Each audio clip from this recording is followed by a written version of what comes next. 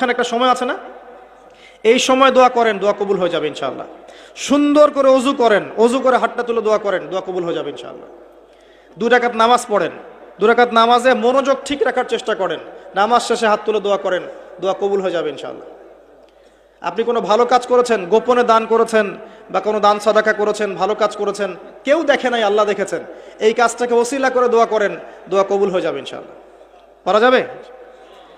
আরেকটা বড় অস্ত্র বলে দিচ্ছি, নামাজের সেজদায় যখন আপনার মাথা আপনার সবচেয়ে উঁচু জায়গাটা সবচেয়ে নিচু জায়গায় লাগিয়েছেন, আল্লাহর সামনে নত করেছেন, এই সেজদায় তাসবিহ পাঠ করেন সুবহানা রাব্বিয়াল আ'লা, অথবা সুবহানাকা আল্লাহুম্মা রাব্বানা ওয়া বিহামদিকা আল্লাহুম্মা ইগফিরলি, অথবা সুবহুন কুদ্দুসুন রব্বুল মালাইকাতি ওয়ার রূহ পাঠ করেন। করার পর দোয়া করেন।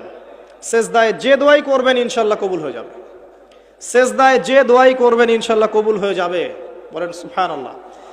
নবী সাল্লাল্লাহু আলাইহি ওয়াসাল্লাম বলেছেন, বান্দা সেজদায় আল্লাহর যতটা কাছে থাকে অন্য কোনো সময় এত কাছে যেতে পারবে না।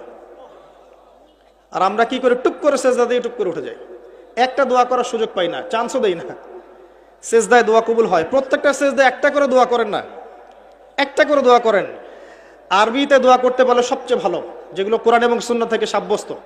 যদি নফল নামাজ পড়েন, আপনার আরবি জানা নাই মোটেই, বাংলাতেই বলেন, আল্লাহ আমি অসুস্থ, আমাকে শেফা দাও, আল্লাহ আমার ছেলেটাকে হেদায়েত দাও, আল্লাহ আমার রিজিক প্রশস্ত করে দাও, আল্লাহ আমাকে হালাল রিজিকের ব্যবস্থা করে দাও, আল্লাহ আমাকে মাফ করে দাও, বলা যায় না? দোয়া কবুল অন্যতম সময় রমাজান মাস, যেটা সামনে আসছে, রোজা রাখা অবস্থায় আপনি দোয়া করলে দোয়া কবুল হয়ে যাবে ইনশাআল্লাহ। এবং যখন মানুষ আপনার আমল দেখছে না, আপনি গোপনে আমল করছেন, সৎ আমল, যে কাজগুলো মানুষ দেখছে না, আপনি জানেন, আল্লাহ জানেন, ওই কাজগুলোকে দোহাই করে আল্লাহর কাছে দোয়া করেন, কবুল হয়ে যাবে ইনশাআল্লাহ।